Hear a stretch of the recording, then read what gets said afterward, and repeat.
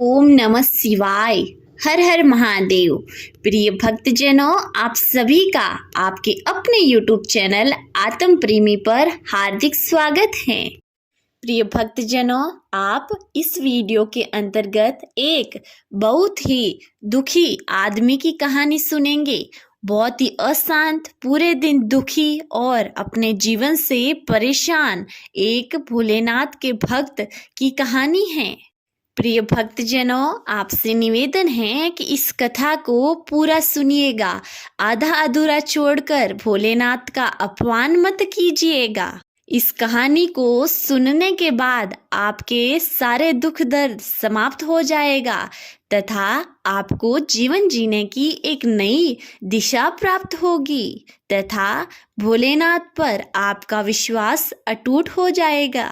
प्रिय भक्तजनों, इस कहानी को सुनाने से पहले आपसे निवेदन करती हूँ कि अगर आप इस चैनल पर नए हैं तो चैनल को सब्सक्राइब जरूर कर लीजिए और बेल आइकन को प्रेस जरूर कर लीजिए, क्योंकि इस आत्म प्रेमी चैनल पर आपको हर रोज एक ज्ञानवर्धक कहानी तथा स्तुतियों और विभिन्न प्रकार के व्रतों की कथाओं की जानकारी हमेशा उपलब्ध होती रहेगी। इसलिए निवेदन है कि इस चैनल को सब्सक्राइब अवश्य कीजिए। पौराणिक कथा के अनुसार एक बार एक गांव में एक बड़े साधु महात्मा जो भोलेनाथ के बहुत भक्त थे, वह उस गांव में किसी भक्त के आग्रह करने पर पधारे। उन महात्मा के स्वागत में बड़े सत्संग का आयोजन किया तथा बहुत दूर दूर से लोग उन महात्मा के उपदेश प्रवचन सुनने के लिए आए। महात्मा ने देखा कि सत्संग स्थल पर सभी लोग शिव पुराण कथा का श्रवण कर रहे हैं तथा बड़ी श्रद्धा भाव से महात्मा के उपदेश भी सुन रहे हैं। जब सत्संग समाप्त हुआ तो सभी लोग अपने अपने घरों के लिए प्रस्थान करने लगे, लेकिन उन महात्मा की नजर एक कोने में बैठे एक दुखी से आदमी पर पड़ी। तब महात्मा ने सोचा बेचारा बहुत दुखी है, तो महात्मा ने उस आदमी को अपने पास बुलाया और बोले, पुत्र, तुम इतने दुखी क्यों हो? मैंने शिव पुराण कथाओं का पाठ किया है। सभी लोग हंसी खुशी से अपने घर जा रहे हैं, लेकिन तुम बहुत ही दुखी नजर आ रहे हो। तुम्हें शिव पुराण कथाएं अच्छी नहीं लगी क्या? तुम्हें शिव पुराण में भोले बाबा की जो कथाएं थी उनसे आत्मविश्वास और मनोबल नहीं बढ़ा क्या? इतने दुखी क्यों हो? मुझे बताओ। हो सकता है कि तुम अपनी समस्या मुझे बताओ तो मैं कुछ समाधान कर सकूं तुम्हारे लिए।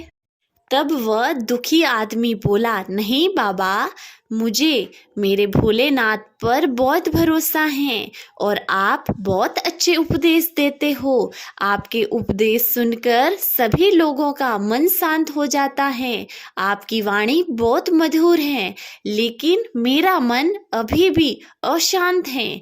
मेरा मन अंदर से बहुत दुखी हो रहा है। मुझे कुछ समझ नहीं आ रहा है मैं क्या करूं और क्या नहीं। तब महात्मा ने उस आदमी से कहा, मुझे अपनी समस्या बताओ, मैं तुम्हें अवश्य ही उस समस्या का समाधान बताऊंगा। इस दुनिया में कोई भी समस्या इतनी बड़ी नहीं हो सकती है जिसका कोई समाधान नहीं हो। इस भगवान ने प्रकृति को बनाया है। भोलेनाथ ने इस प्रकृति को बहुत ही सुंदर बनाया है।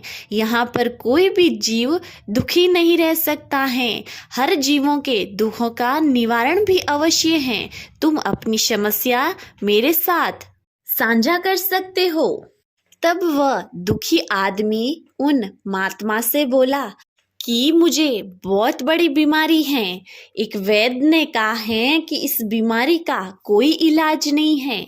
मेरे पास इस दुनिया में जीवित रहने के लिए केवल 6 महीने हैं, जिसमें से 3 महीने खत्म हो चुके हैं। मेरे मरने के बाद मेरे माता पिता और मेरे बीवी बच्चों का क्या होगा? यह बात मुझे बहुत परेशान करती है। तब महात्मा बोले क्या तुम इसी बात से परेशान हो?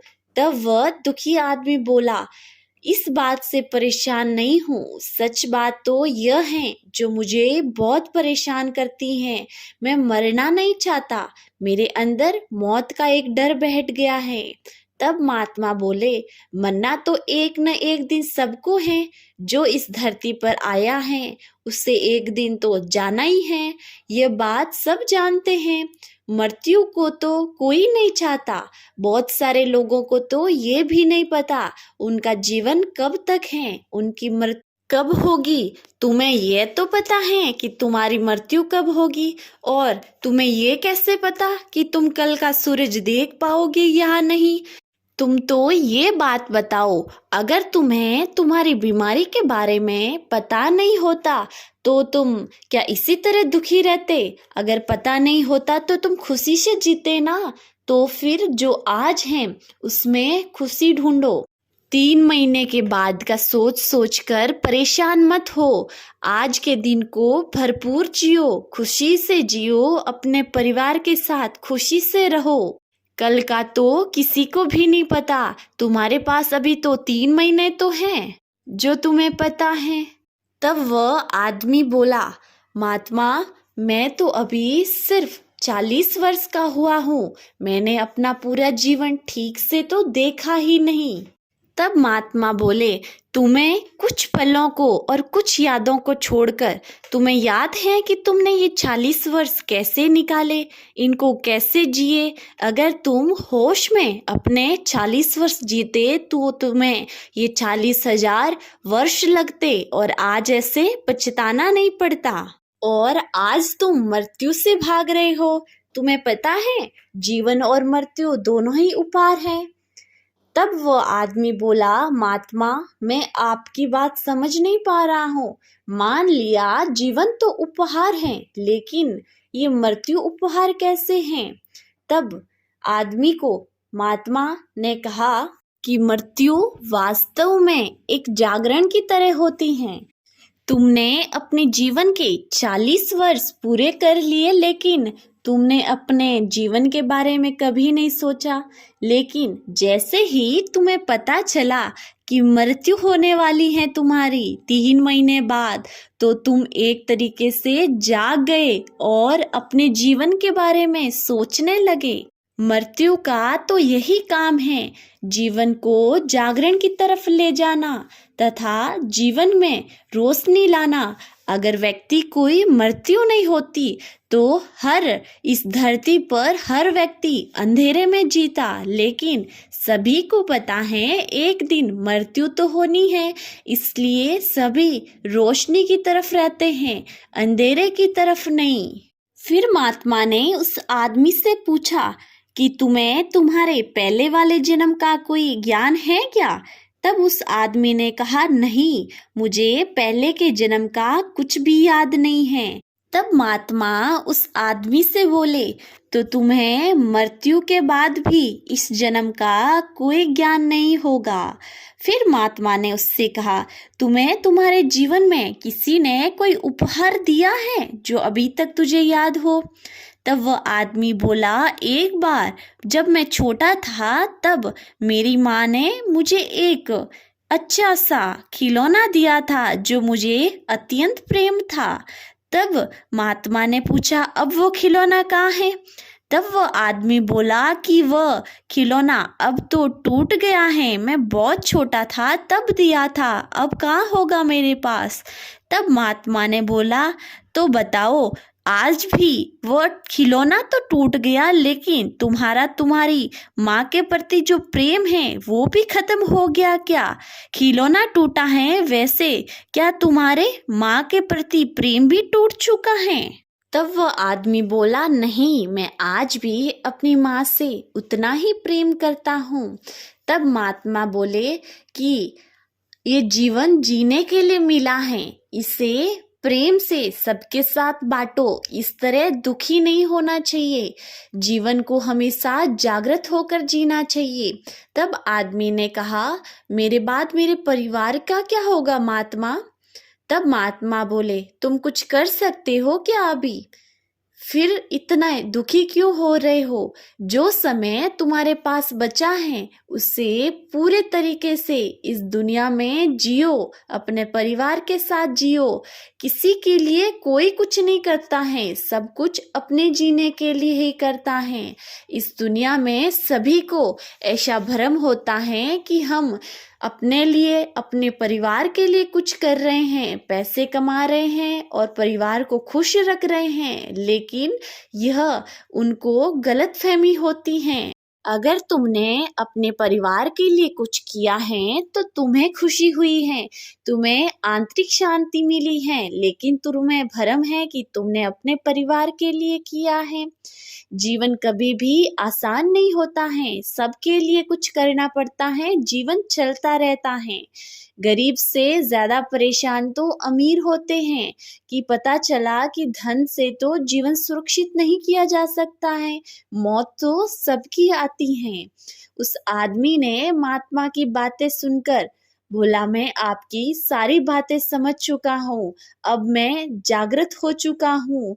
अब मेरा जितना भी जीवन बचा है उसे मैं खुशी से जीऊंगा, दूसरों की सहायता करूंगा, भोलेनाथ की भक्ति करता रहूंगा। अगर भोलेनाथ का आशीर्वाद लिया तो मैं सबके लिए कुछ न कुछ करूंगा जिससे मैं शांति रहूंगा। तब वह महात्मा बोले कि इस धरती पर प्रत्येक व्यक्ति को हमेशा अपने कर्म करते रहने चाहिए। कल क्या होगा, कल जीवित रहेंगे या मर जाएंगे, कल अपने परिवार के साथ कौन रहेगा, अगर मैं चला गया तो मेरे परिवार को कौन संभालेगा, किसी व्यक्ति का आपके बिना क्या होगा, ये सब बातें सोचकर अपने आज को खराब नहीं करना चाहिए, बल्कि हमेशा भगवान पर भरोसा रखकर अपने कर्म करते रहना चाहिए। जो होता है भगवान हमेशा अच्छा ही करते हैं। अगर आप में सच्चाई होती है तो इस दुनिया में सभी जीवों के साथ हमेशा अच्छा होता है। इसलिए प्रत्येक व्यक्ति को हमेशा दुखी नहीं होना चाहिए, बल्कि खुश रहकर अपने कर्म करते रहना चाहिए और कल की चिंता तो बिल्कुल नहीं करनी चाहिए। जो होता है भोलेनाथ हमेशा अच्छा ही करते हैं। तो प्रिय भक्तजनों, ये थी आज की कथा। मुझे पूरी उम्मीद है आपको बहुत पसंद आई है तथा इस कहानी से आपको बहुत कुछ सीखने को मिला है। अगर आपको यह वीडियो अच्छी लगी है तो लाइक ज़रूर कीजिए और हाँ, चैनल पर नए हैं तो सब्सक्राइब करना तो बिल्कुल भी मत भूलिएगा। मिलते हैं अगली नई कहानी के साथ, तब तक के लिए हर हर महादेव।